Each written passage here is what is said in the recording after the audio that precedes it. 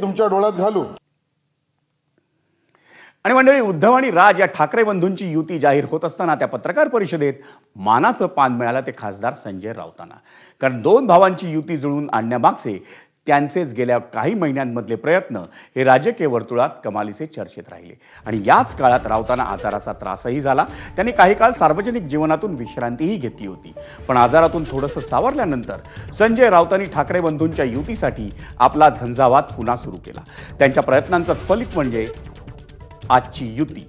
वरळीच्या hotel blue C मधल्या पत्रकार परिषदेत व्यासपीठावर आधी केवळ 2च खुर्च्या मांडण्यात आल्या होत्या, पण राज आणि उद्धव ठाकरेंनी व्यासपीठावर येतात संजय राऊतांनाही स्टेजवर बोलावून घेतलं।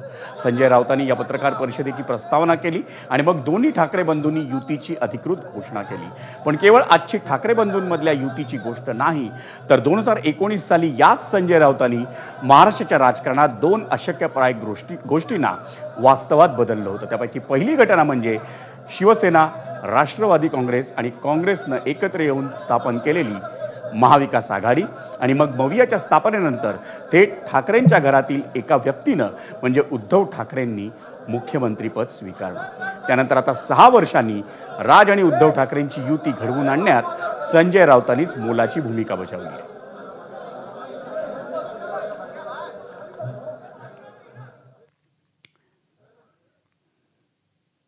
दरम्यान ठाकरे बंधूंच्या युतीवर सत्ताधाऱ्यांनी जोरदार तोंडसूक घेतलं।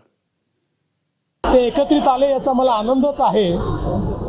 ते एकत्रित येण्यामुळे फार काही घडेल राजकीय दृष्ट्या, असा जर कोणाचा समज असेल तर तो बाळबोध समज आहे। निवडणुकीतलं आपलं अस्तित्व टिकवण्याकरता जे काही करावं लागतं त्या दृष्टीने 2 पक्ष जे अस्तित्वाकरता लढतात त्यांनी केलेली युती आहे। काही युत्या राज्याच्या आणि जनतेच्या भल्यासाठी होत असतात, जसं आमची महायुती।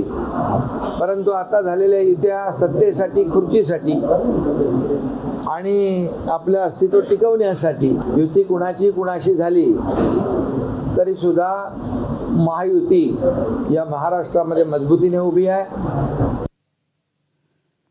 मंडळी, राज्यातल्या महापालिका निवडणुकांच्या निमित्तानं उद्धव ठाकरे आणि